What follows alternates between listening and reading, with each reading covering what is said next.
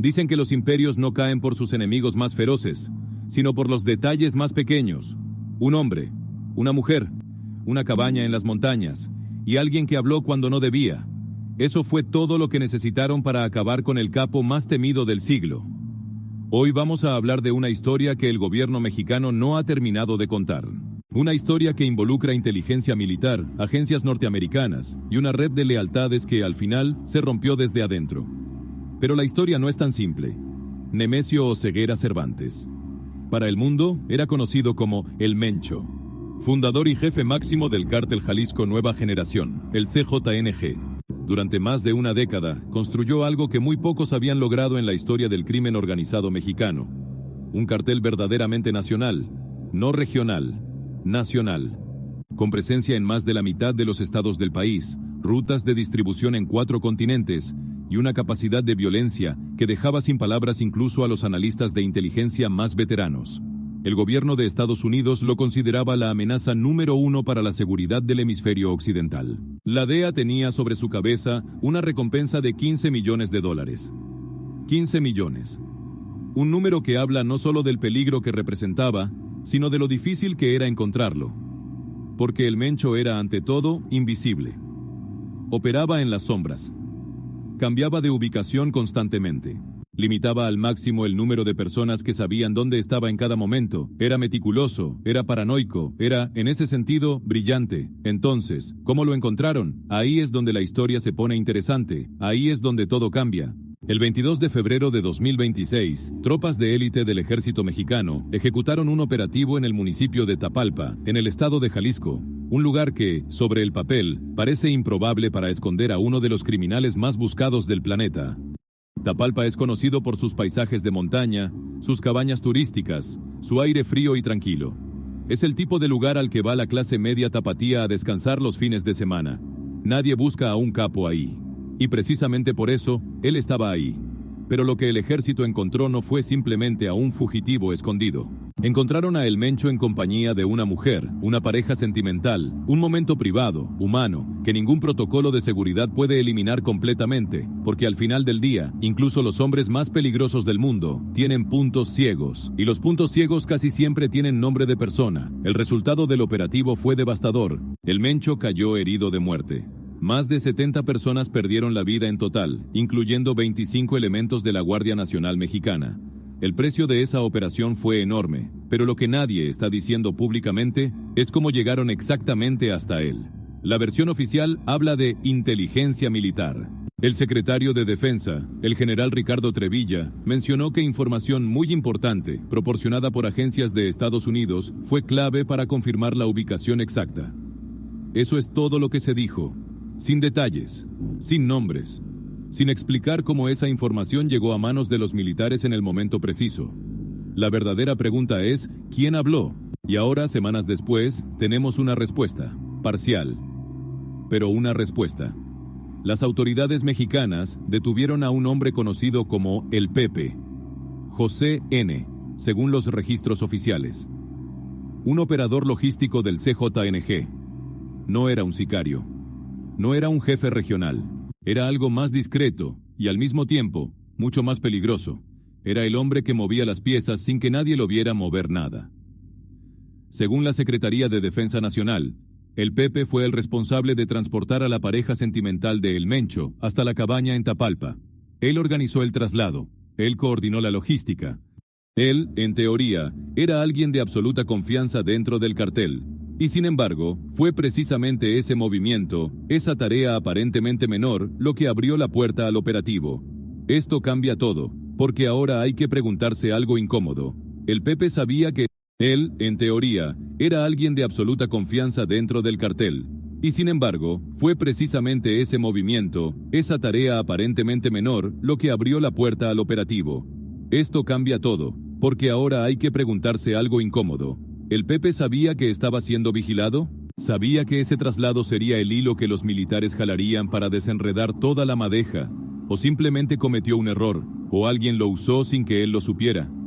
En el mundo del crimen organizado, las respuestas nunca son simples. Y las traiciones rara vez se anuncian. Hay una posibilidad que pocos se atreven a mencionar abiertamente. que el Pepe no actuó solo en su descuido, que alguien dentro del propio CJNG, alguien con acceso a información privilegiada, filtró los movimientos de El Mencho a través de esta cadena logística. No directamente, nunca directamente. Así no funcionan estas cosas.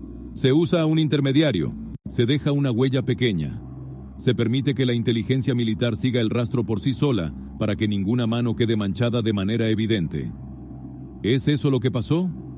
No lo sabemos. Él, en teoría, era alguien de absoluta confianza dentro del cartel.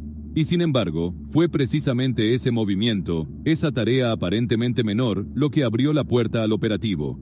Esto cambia todo, porque ahora hay que preguntarse algo incómodo. ¿El Pepe sabía que estaba siendo vigilado? ¿Sabía que ese traslado sería el hilo que los militares jalarían para desenredar toda la madeja? ¿O simplemente cometió un error, o alguien lo usó sin que él lo supiera? En el mundo del crimen organizado, las respuestas nunca son simples, y las traiciones rara vez se anuncian. Hay una posibilidad que pocos se atreven a mencionar abiertamente, que el Pepe no actuó solo en su descuido, que alguien dentro del propio CJNG, alguien con acceso a información privilegiada, filtró los movimientos de El Mencho a través de esta cadena logística. No directamente, nunca directamente. Así no funcionan estas cosas. Se usa a un intermediario, se deja una huella pequeña.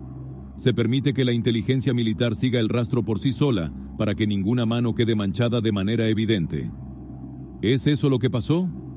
No lo sabemos. Pero lo que nadie está diciendo es que la caída de un hombre tan cuidadoso como El Mencho difícilmente puede explicarse solo con un error logístico de un operador menor. Hay algo más grande detrás de esto. Piénsalo un momento. Este hombre evadió a la DEA durante décadas. Sobrevivió guerras contra el cártel de Sinaloa. Sobrevivió operativos federales. Sobrevivió traiciones conocidas. No era un hombre que dejaba cabos sueltos. No era el tipo de persona que permitía que su paradero dependiera de la discreción de un solo operador. A menos que confiara demasiado, o que alguien en quien confiaba decidiera que ya era momento de cobrar. Después de su muerte, México vio algo que pocas veces ha visto: el luto violento de un cartel.